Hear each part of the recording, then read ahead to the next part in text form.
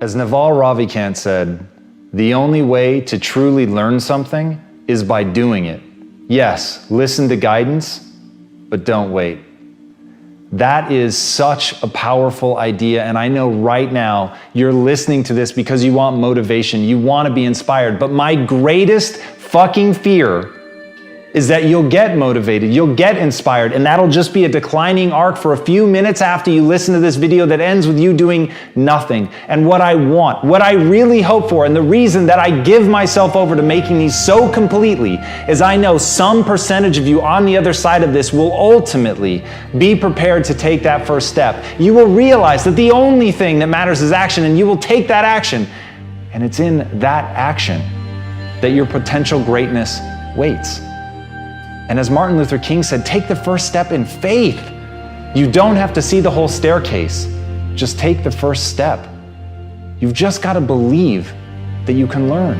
You don't have to believe that you're already capable of doing what you want. You don't have to believe that you can already build that thing that you dream. You don't have to believe that you already are extraordinary. You simply have to believe that if you take that first step, you put yourself on a journey not of execution, you put yourself on a journey of learning so that you can execute. And that, when you understand that difference, that's when you really will be on that path to greatness. And that is the thing that I want for everybody listening to this. Please understand, the only thing you need to know is that you have to take the first step. Whatever the vision is that you have for your life, you absolutely can make it come true. And the process is very simple. The process is about learning. The process is about growing and getting better. It's about recognizing what you're not good at. It's about recognizing what you have to learn. It's about taking that first step on faith. On faith that you can get better. Not on faith that you're great. On faith that you can become the greatest of all time. And once you have that faith, once you know that simply being a human being puts you in this rare category of creature that can get better through pressure, through pain, through difficulty, through failure, those are the things that are going to be the building blocks of your success. But in order to begin on that road, in order to have your first glorious failure, you must first take that first step. So please, don't waste your time being motivated or inspired. Spend every second of your time moving forward. That's how you're going to get where you want to go. As Daniel Pink said, people fail to achieve mastery not because they aren't talented, but because they aren't disciplined. The wonderful news about the human condition is you can get good at anything that you set your mind to. It's just not going to be easy, and it's not going to be fast. But the willingness to put in that work is what's going to separate you from everybody else. And I'm begging you to see yourself right now, today, as average, as no better than anyone else. But I beg you, with more force than I know how to convey with this language, to see yourself as malleable, to see yourself as capable of becoming anything you want to become truly extraordinary, if you can find within yourself the discipline to stick with it long enough. And as Steve Martin said, perseverance is a great substitute for talent. Everybody wants to talk about who's talented. Everybody looks at the person with innate talent as if they have something magical. But to me, it's a gift, it's a handout, it's a freebie. It hasn't been earned. And no matter what it is, it's only the beginning. Even somebody that has talent, even if you get an early win, if you let somebody outwork you, if you let somebody who has more perseverance, more grit than you, then they are going to outperform you on a long enough timeline. The only thing I can guarantee is you will be outworked by somebody unless you pour your heart and soul into getting great. If you don't take days off, if you put yourself into it as if your life depended on it, when you act like that, then you've got a chance to be great. And as Robert Horry said, pressure can bust pipes, but it can also make diamonds. You've got to want that pressure. You've got to want things to be hard. You can't seek out the easy life. You can't just hope and pray that you can uncover inside of you some talent that's laid dormant that you didn't know about that's going to let things be easy for you. Don't want the easy. Want the hard. Want the pressure. Want the thing that's going to turn you into something. Because when it's easy, you don't work for it. When it's easy, you don't push.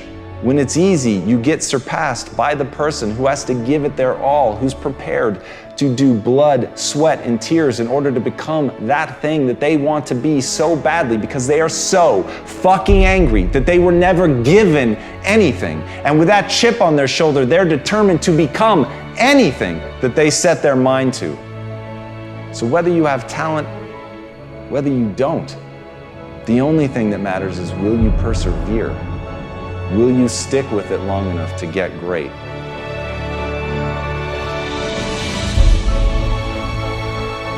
As Thomas Edison said, our greatest weakness lies in giving up. The most certain way to succeed is to always try one more time. I know there are going to be a million times in your life where you want to give up, where you absolutely ache with the desire to quit, where nothing sits inside of your gut other than the certainty that you are going to fail, that you are not good enough to push forward. But that is to fundamentally misunderstand the nature of a failure. The nature of a failure is not to tell you who you are. The nature of a failure is to tell you a way that didn't work. It's to inform, it's to educate you, it's to test you. It's to be a gut check to find out if you believe in yourself enough to push forward even when the world seems to be telling you not to. And as Brian Tracy said, attempt the impossible in order to improve your work. Think about that for a second. Attempt the impossible just to get better, to try the things that you know are going to fail, things that the world is going to tell you simply cannot be. But even if it violates the laws of physics, if there's something in that attempt that you're going to learn, you owe it to yourself. You have a fucking moral obligation to try. Because all of the people that will lie in your wake are the people that didn't try simply because they didn't believe that they could do it. You have to be willing to look at the world. You have to be willing to see things that you yourself think are impossible and try, because in that you will stretch yourself. You have to be willing to look inward at the state of your current skill set and say, I'm going to play outside of that. I'm not going to play where it's safe. I'm going to play where it hurts. I'm going to play where I feel clumsy. I'm going to play only in the areas that make me feel stupid, because in that I know that the way that the brain responds is through adaptation, but I have to stress myself. You can't ever lose sight of that. The only way that the human animal adapts is through stress. You have to be willing to break things in order to build something new. So if you want to push the boundaries, if you want to see just how far you can go, if you want to succeed at the highest level, if you want to play on a global scale, you have got to be willing to try the impossible, because right now, the things that you need to do are impossible for you, but they won't remain that way forever. And as Aristotle said, pleasure in the job puts perfection in the work. This doesn't have to be a tale of always being terrified. Everybody, myself included, screaming at you, telling you that you need to go do something great. The part they're leaving out is, why the fuck should you care? You should care because it's the greatest joy. You should only listen to this if it's leading you down a path that makes you feel more alive, and that's the point. The point is to get in touch with something that makes you feel great, but not to let yourself starve or be stopped by a fear that you'll fail, by a fear that it can't be done.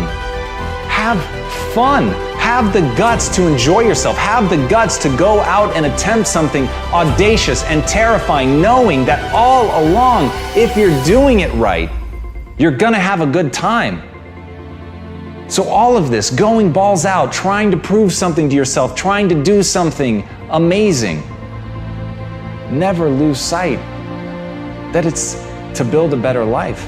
Never lose sight of the fact that you're doing it to create the person that you want to be. Never lose sight of the fact that it should be fun. As Kurt Vonnegut, one of the greatest authors in modern times, said, "When I write, I feel like an armless, legless man with a crayon in his mouth. But he still did it. And that's the kind of thing that you're going to hear from the greats. You're not going to hear that it was easy. You're not going to hear that they felt suave and cool.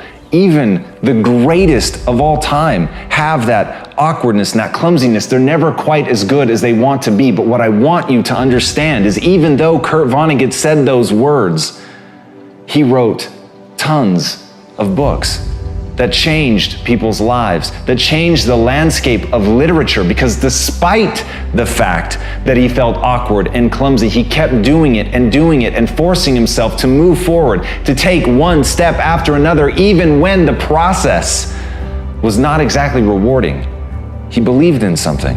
He knew that what he was trying to do would ultimately get better. He knew that if he wanted to accomplish something great, that he had to push through the awkwardness. And that is the very trick to getting great.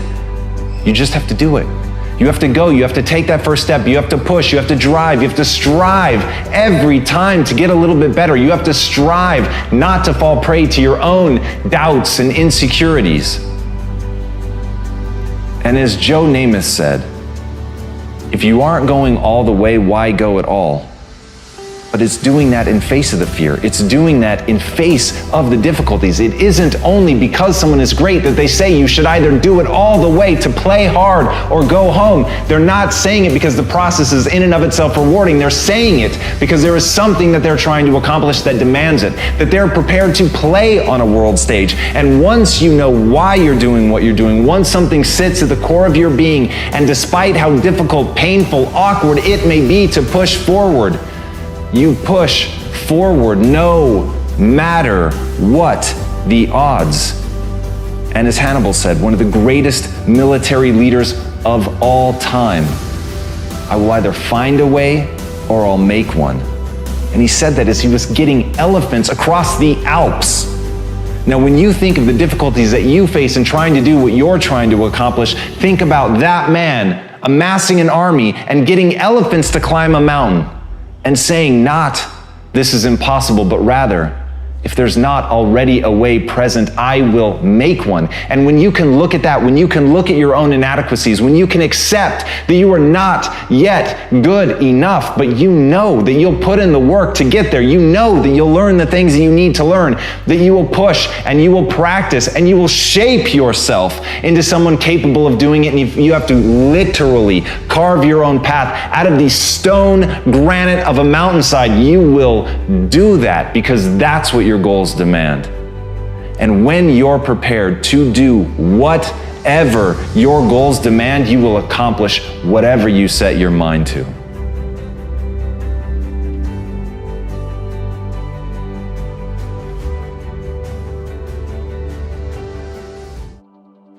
As Ernest Hemingway noted, the world breaks everyone, and afterward, many are stronger in the broken places.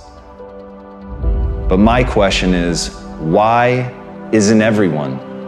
To me, it comes down to the strategies that you use. There really isn't anything objectively good or bad. There isn't anything that happens to you that can't be overcome. There isn't anything that could happen to you, anything that when you turn inward, you can't find a reason to overcome. You can't find a way to put those pieces back together, and that becomes your job. It becomes literally up to you whether you're going to sit and wallow and woe is me, because what happened, happened, and there's no way to take it back. But how you respond, what you bring to that table, whether you meet fire with fire, whether you meet that adversity with falling apart, becoming weaker in the areas that broke, or you bind them and mend them, and it becomes like a weld that literally makes you stronger, is a choice.